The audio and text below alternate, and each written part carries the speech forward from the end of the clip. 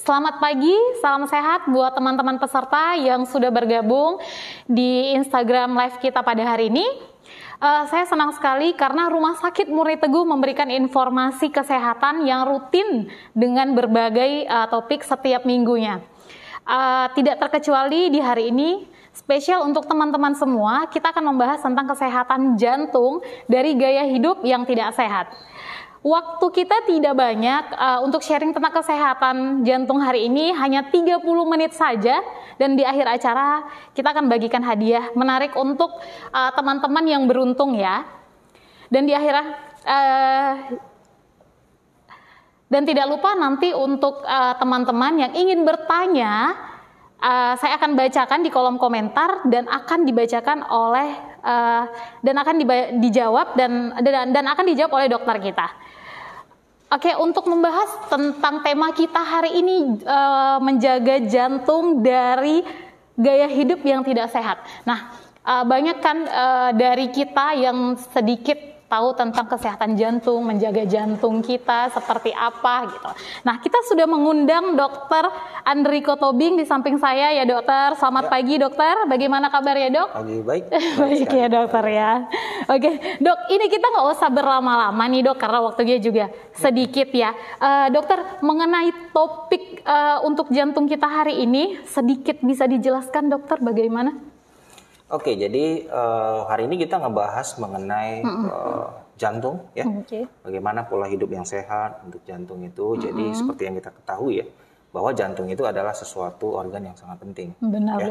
Jadi jantung itu fungsinya sangat penting, dia memompakan darah ke seluruh tubuh. Dan kita tahu bahwa memang sepanjang hidup kita itu beban kerja jantung itu ya lumayan berat ya. Karena memang dia memenuhi kebutuhan daripada seluruh tubuh kita, kebutuhan darah ya. Nah, jadi itu sangat penting bagi kita untuk mengetahui bagaimana cara kita menjaga jantung kita sedari kita memang masih usia muda. Iya, jadi memang bagaimanapun pencegahan. Ya, pencegahan itu yang paling penting. Bagaimana kita melihat, bagaimana kita mengetahui sebenarnya kita mau menjaga jantung dengan pola yang sehat itu seperti apa. Untuk cara kerja jantung sendiri dok dalam tubuh kita gimana sih dokter? Ya. Jadi jantung itu dia memang berdetak selalu ya. Dia berdetak selalu dengan biasanya itu detakannya itu jumlahnya sekitar 60 sampai 100 kali. Itu yang normal. Ya. Jadi jantung itu menjalankan peran, dia mengisi ya, jantungnya itu terisi oleh darah, lalu darah yang mengisi akan dipompakan ke seluruh tubuh. Sehingga semua organ dalam tubuh kita ya, mulai dari kepala, organ-organ lain ya, hingga sampai ke ujung kaki itu semua mendapatkan perdarahan dengan baik. Jadi dengan kerja jantung yang baik, maka tubuh kita akan lebih sehat kan? Oksigen dan nutrisi-nutrisinya terpenuhi. Tempat utama berarti ya dokter ya. Menjalankan perannya. Untuk statistik penyakit jantung itu apalagi tuh dokter? Kadang kan kita yang awam nggak ngerti nih. Ya, jadi memang kenapa menjadi penting ya? Kita semua mungkin udah tahu, mungkin sahabat-sahabat yang lain juga udah pernah dengar ya, bahwa yang namanya penyakit jantung itu kan menjadi salah satu penyebab kematian tertinggi. Benar. Bila kita bandingkan dengan penyakit-penyakit lain ya. Jadi kalau kita lihat dari riset kesehatan dasar tahun 2014 ya. Sejak dari tahun 2014 kita lihat bahwa yang namanya penyakit jantung itu dia menduduki peringkat pertama dan kedua bersama dengan stroke sebagai penyebab kematian tertinggi di Indonesia. Baik itu wanita ataupun pria. Jadi itu sebabnya kenapa dia menjadi penting ya. Bahkan dikatakan dari tahun 2018 ada data mengatakan bahwa 15 dari 10.000 orang itu menderita penyakit jantung. Ada jenis-jenisnya nggak dokter untuk penyakit jantung tersendiri? Ya, penyakit jantung ada banyak ya. Yang paling rutin memang kita jumpain itu adalah yang kita sebut penyakit jantung koroner. Ya, penyakit penyempitan jantung ya. Selain itu, selain penyempitan jantung ya, penyakit jantung koroner ada juga penyakit jantung katup. Ya, katupnya itu bisa sempit ataupun katupnya itu longgar sehingga fungsi jantung itu dalam memompa itu nggak baik juga. Katup itu ada di katup posisi adalah klep jantung ya yang memisahkan antara satu ruangan jantung ke ruangan lainnya. Jadi pada saat dia memompa, jantung itu akan buka tutup, memenuhi kebutuhan dari jantung pada saat mengisi, pada saat memompa. Itu katup jantung. Dan selain itu ada juga penyakit jantung bawaan. Nah, seperti dokter bilang tadi, ada salah satu penyakit jantung koroner.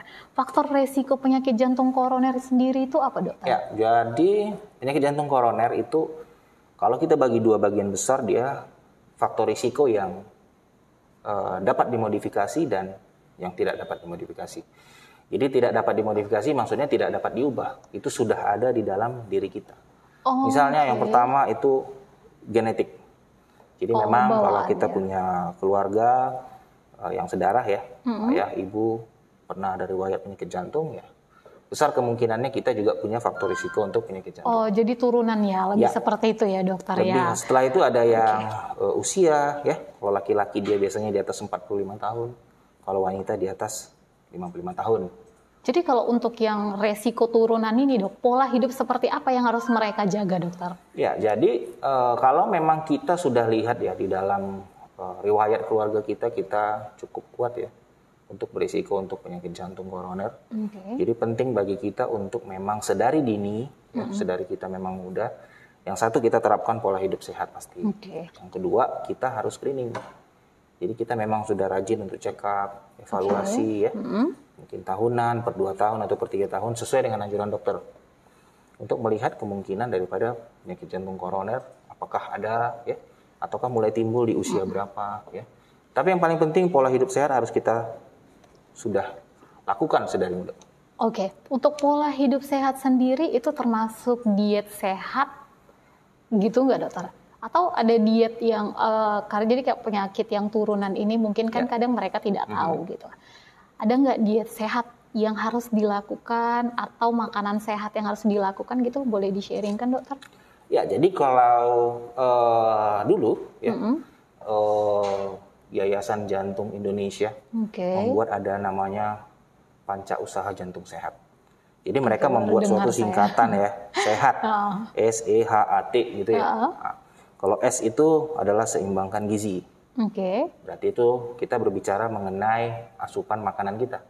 Antara karbohidrat, protein, dan lemak itu harus dalam proporsi yang baik. Jadi jangan yang lemaknya berlebih, karbohidratnya berlebih, proteinnya nggak ada. Nah, itu kan nanti berujung kepada kita timbul penyakit-penyakit kayak obesitas ya. Itu mempengaruhi kolesterol ya. Yang kedua, enyahkan rokok. Jadi E-nya itu enyahkan rokok. Jadi kita harus selalu untuk tanamkan pada diri kita bahwa yang namanya merokok itu meningkatkan risiko penyakit jantung koroner. Bukan cuma paru berarti ya? Iya, betul. Jadi memang kalau kita sudah punya kebiasaan merokok, sebaiknya kita hentikan.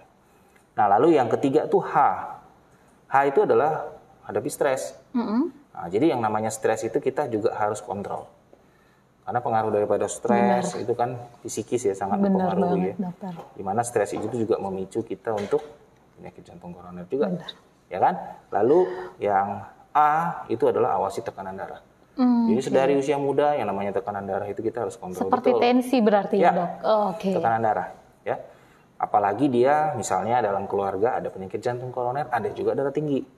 Jadi ada dua hal ketemu ya. Nah, hipertensi, tekanan darahnya harus selalu kita kontrol. Yang T itu juga yang paling penting, jangan kita lupa T itu teratur berolahraga. Jadi kita harus aktivitas fisik kita itu harus tetap ada dan rutin. Ya, olahraga itu yang disaranin itu biasanya untuk kesehatan jantung itu yang berupa kayak jogging ya.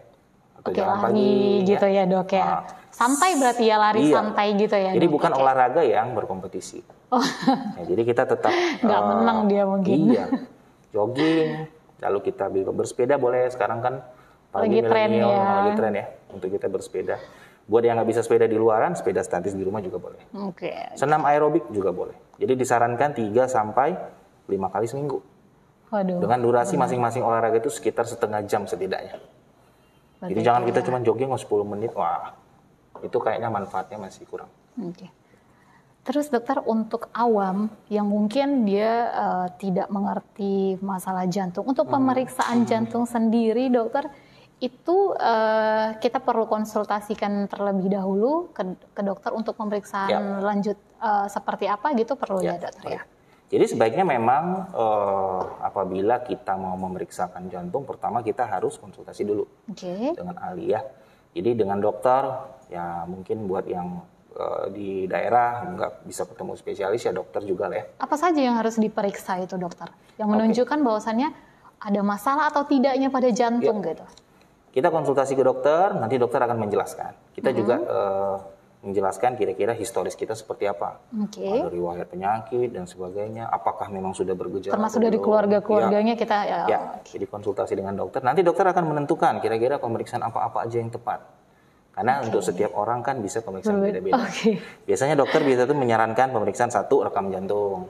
Ya. Udah gitu boleh dokter nanti menyarankan treadmill test. Ya. Mungkin kita nanti bisa sarankan juga pemeriksaan USG jantung atau ekokardiografi, ya, foto ronsen, bisa juga pemeriksaan lab kita lihat misalnya orangnya punya riwayat diabetes atau kolesterol. Oke, berarti untuk yang tidak ada gejala lebih seperti itulah ya? Iya, kira-kira seperti itu. Tapi memang semuanya itu harus kembali ke kita konsultasi dulu ke dokter. Dokter tentuin kira-kira, oke, pemeriksaan yang cocok untuk Bapak itu ini. Lalu kita periksa per berapa lama, misalnya cukup misalnya 3 tahun sekali, gitu ya. Atau kalau Bapak nih kayaknya harus tahun sekali. Biasanya makin usianya nanti makin tua, itu jarak pemeriksaan atau evaluasinya jadi semakin rapat. Jadi kontrol jantung yang belum punya gejala itu berapa lama, dan yang sudah punya gejala itu berapa lama? Maksudnya waktu-waktunya lah dokter gitu. Iya, tergantung juga. Ya, jadi makanya itu yang paling penting. Pertama jumpain dokter dulu. Nanti dokter akan menilik. Kira-kira ini pasien yang satu ini risikonya rendah, ini risikonya sedang, ini risikonya tinggi. Untuk misalnya penyakit jantung koroner. Ya, jadi nanti akan disarankan. Misalnya kalau yang risiko rendah ya udah Bapak nanti treadmill per sekali 3 tahun atau sekali 4 tahun boleh. Misalnya gitu ya. Nah selain itu kita bukan hanya penyakit jantung koroner. Ada orang yang datang ke dokter jantung untuk penyakit jantung bawaan. Iya benar. Karena memang ada riwayat ya, orang tuanya pernah cerita dia pernah ada riwayat sesak atau biru pada saat kecil, ya. Lalu ada penyakit jantung katup. Nah hal ini juga nanti dokter akan lihat pemeriksaan apa yang perlu, apakah misalnya USG jantung berapa tahun, ya sekali berapa tahun, ditentuin. Jadi memang tergantung daripada sasaran dari penyakit jantung yang kita mau cari. Berisiko PJK, dokter nanti akan atur sendiri pemeriksaan ini. Kalau katup apa, kalau penyakit jantung bawaan apa. Biasanya kalau penyakit jantung bawaan atau katup itu biasanya yang datang ke dokter lebih mudah. Seperti itu. Ya, start dari usia remaja dia sudah konsultasi ke dokter. Untuk anjuran sendiri dokter pada pasien penyakit jantung itu apa dokter? Untuk anjurannya mungkin tadi sudah seperti pola hidup sehat lah ya, makan, kontrol segala macam. Nah dokter, untuk awam nih yang mungkin kan kadang penyakit jantung tuh banyak banget biayanya, pasti seperti itu ya. Nah untuk dokter kan pasti udah sering nih nanganin pasien jantung ya. Untuk biayanya sendiri itu sekitar berapa sih dokter? Baik, memang kalau soal biaya ini ya tergantung ya. Satu jenis pemeriksaan apa, ada berapa banyak yang harus diperiksakan ya. Dan juga biasanya kalau setiap rumah sakit dan setiap center ya bisa beda-beda kan ya. Bisa beda-beda. Ya biasanya itu pemeriksaan yang lebih murah itu pemeriksaan EKG rekam jantung ya. Atau pemeriksaan foto ronsen. Nah, itu biasanya lebih murah ya. Setelah itu mungkin yang lebih di atasnya lagi adalah treadmill dan echo. Itu biasanya harganya sedikit lebih mahal. Nah, nanti di atasnya itu yang lebih mahal ada CT scan jantung. Memang tergantung kebutuhan. Dan tergantung juga jadi nggak bisa dikasih tahu ya dokter ya sekisaran. Dokter sendiri untuk bedah jantung sudah ikut terjun di dalamnya? Bedah jantung dokter ahli spesialis. Bedah lagi. Berarti beda lagi ya dokter ya. Iya. Seperti itu. Oke dokter, ini ada pertanyaan dokter dari peserta kita, Ibu Dian Panjaitan. Halo Ibu, terima kasih sudah memberi pertanyaan pada dokter. Dian. Iya. Dokter, suami saya itu sudah pernah pasang ring. Apakah olahraga, dan dia sering sekali olahraga. Kira-kira itu ada resiko tidak dokter ke suaminya lah ya dokter ya. Terima kasih Bu Dian pertanyaannya. Ya jadi kalau sudah pernah pasang ring ya itu yang paling penting biasanya dokter nanti akan melakukan pemeriksaan treadmill ya. Dari treadmill itu nanti dokter akan melihat ya kira-kira jenis olahraga atau aktivitas apa yang diizinkan untuk Bapak, dan itu semua hasilnya tergantung dari kesanggupan fisiknya Bapak. Oke. Ya. Tapi secara garis besar olahraga yang dianjurkan itu yang tadi seperti sudah saya sebutkan, jangan olahraga yang Berat sifatnya ya. berkompetisi. Oke. Berkompetisi, nah itu biasanya jantung nggak sanggup dan itu sangat berbahaya, berisiko ya.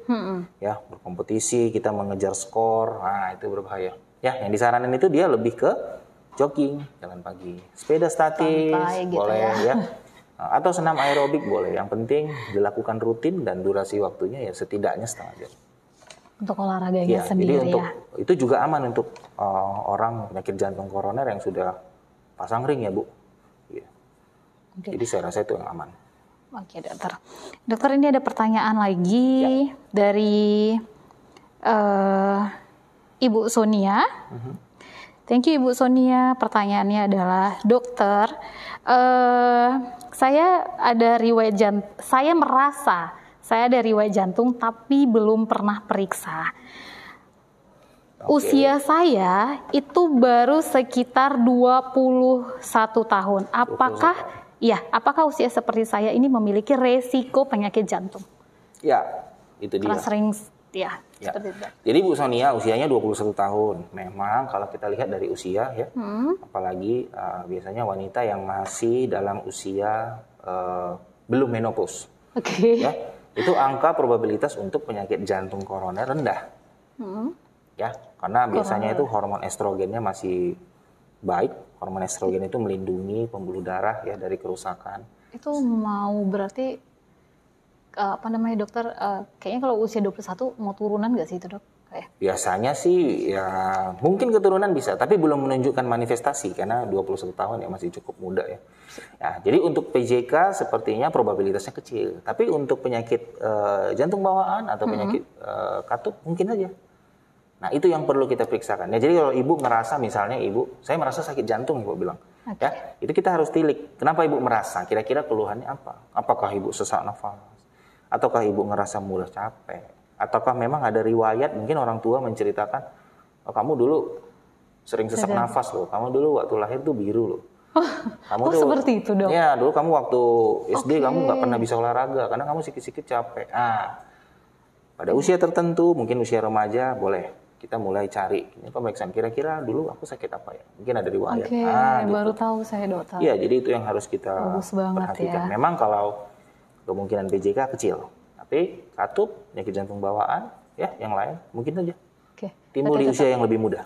Berarti tetap harus periksa ya pasien-pasien, peserta-peserta yang udah sharing ke dokter tadi. Ya. Dok, selama praktek dan dinas untuk jantung ini, pasien yang paling banyak nih kategori wanita dan pria yang mengalami sakit jantung itu wanita atau pria dokter? Kebanyakan itu memang pria, ya, karena memang kalau kita tilik dari faktor risiko, ya, pria itu satu lebih berisiko dari wanita untuk penyakit jantung koroner, ya, karena memang mayoritas itu penyakit jantung koroner yang terbanyak, ya. Jadi kalau kita lihat laki-laki itu lebih berisiko daripada perempuan. Yang kedua, laki-laki itu mulai berisiko dia dari usia yang lebih muda, di atas 45 tahun. Jadi orang dengan di atas 45 tahun udah mulai. Faktornya apa sih dok? Macam-macam. Jadi memang faktor risiko itu yang harus kita selalu lihat ya. Karena faktor risiko tadi sudah saya sebutin dulu, faktor risiko yang tidak dapat diubah ya. Itu usia, jenis kelamin pria, udah gitu genetik. Nah, ada faktor risiko yang dapat diubah. Faktor risiko yang dapat diubah itu adalah misalnya diabetes, darah tinggi, orang dengan peningkatan kolesterol, satu lagi kebiasaan merokok, dan yang terakhir adalah kurangnya aktivitas. Nah, kalau yang ini adalah sesuatu yang dapat dimodifikasi, artinya dapat dikontrol. Caranya dengan makanan? Atau? Ya, semuanya. Jadi diabetes misalnya, kita harus kontrol bagaimana supaya gula darah kita tetap stabil. Caranya ya makannya kita harus perbaiki. Kalau memang biasanya sudah menggunakan obat, ya tetap konsumsi obat teratur. Begitu juga dengan darah tinggi, kolesterol dan merokok. Jadi memang banyak faktor. Apalagi kan memang biasanya laki-laki lebih cenderung perokok ya. Nah, sehingga memang sudahlah laki-laki lebih berisiko. Terus kebiasaannya juga biasanya lebih banyak yang merokok. Itu yang mendukung. Jadi memang populasinya lebih banyak yang pria. Gitu ya. Alkohol juga nggak sih dokter? Alkohol juga ya, konsumsi alkohol yang berlebihan itu juga menjadi ini ya, menjadi faktor risiko yang berbahaya. Kalau dalam jumlah berlebihan. Oke, dokter, ini ada pertanyaan lagi dari peserta kita. Dokter, saya sering banget minum kopi. Membuat jantung saya itu sering berdetak kencang. Itu kenapa ya, dokter? Ya, oke. Dok, itu benar, saya juga seperti itu, dok. Nggak sanggup kalau minum kopi. Itu kenapa ya, dokter? Secara fisiologis, secara normal memang konsumsi kopi itu pasti bikin kita lebih berdebar. Dalam kopi itu terdapat kandungan kafein. Ya, kafein itu sifatnya itu dia satu bikin jantung lebih gampang berdebar cepat. Yang kedua, biasanya kalau kita minum kafein itu kadang-kadang kita lebih banyak untuk kencing. Nah, tapi yang paling pertama orang paling sering merasa itu adalah yang pertama. Itu minum kopi beberapa saat dia rasanya memang lebih berdebar. Ya, apalagi dengan orang yang memang punya kecenderungan untuk sedikit-sedikit berdebar. Jadi dia sensitif sama kopi. Sensitivitas kita sama kopi kan beda-beda. Ada orang yang minum kopi dikit, udah debar. Ada yang udah minum 1 cangkir biasa aja. Iya, benar. Nah, jadi memang ada orang yang gitu ya, sensitif. Minum kopi berdebar. Nah, karena secara sehatnya, fisiologis normalnya ya memang begitu. Itulah kafein. Selain jadi untuk dokter tadi makanan apa sih, dok, yang bisa memicu itu kayak jantung kita berdebar gitu, dokter? Pada dasarnya kalau yang mungkin bisa dihindari lah ya sama pesan. Pada dasarnya sebenarnya yang perlu kita perhatikan dalam asupan nutrisi kita itu adalah kecukupannya. Jadi porsinya karbohidrat, protein dan lemak. Ya. Jadi kalorinya itu yang perlu kita lebih utamakan. Jadi bukan kita cari mana makanan yang nggak bikin debar, mana yang enggak. Jadi tetap kalorinya ini yang penting. Kalorinya ini harus seimbang. Benar. Iya, karena kalau kalorinya nggak seimbang muncul banyak penyakit. Diabetes konsumsi garam terlalu tinggi hipertensi Garam terlalu tinggi, dokter? Ya, biasanya kalau orang dengan darah tinggi itu ya memang disaranin untuk konsumsi garamnya di bawah 3 gram. 1 hari. 3 gram. Untuk dimakan di makanan itu. Iya. Jadi kan mungkin awam tidak mengerti, dokter, 3 gram itu seperti apa? Karena mereka kayaknya ngerasa nggak makan garam, cuma mikir tuh masakan. Ada beberapa yang mengatakan bahwa 3 gram kira-kira ya maksimal 1 sendok teh ya. 1 sendok teh. garam. Segitu saja sudah bisa memicu. Ada yang bilang menakar bahwa yang penting garamnya itu tidak berlebih. Bagaimana caranya? Garam ini kita pakai hanya untuk memberi rasa saja. Jadi misalnya ibu-ibu masak sayur ya, kasih garam dikit supaya ada rasanya. Sayur tanpa garam kan rasanya nggak enak. Gitu. Tapi tidak di ekstra ya. Misalnya telur asin harus ada, ikan asin harus ada. Nah itu. Karena kan memang kalau awam kita pasti tidak bisa menakarkan semua itu ya, dokter ya. Cepat itu. Dok, ini ada pertanyaan lagi, dokter, dari peserta kita. Anak saya usianya 15 tahun. Ada penyakit jantung, jadi katup seperti kayak dokter bilang, katupnya itu mengecil. Pada saat ini pasien saya itu, anak saya itu mau dioperasi, dokter, gitu. Ada tidak resiko untuk operasinya karena katupnya itu kecil, dokter? Katupnya kecil? Iya, katup bawaan ya. Seperti itu. Jadi mungkin? Ibu ini penyakit katup kecil berarti maksudnya bawaan lahir sempit mungkin ya? Atau ada itu, yang lain ya? Emang katup seperti apa sih, dok? Katup itu kan dia buka tutup, ukurannya ada ya. Jadi ya mungkin kalau katup kecil mungkin maksud Ibu adalah katupnya bukaannya sempit. Mungkin seperti itu ya. Penyempitan katup mungkin ya.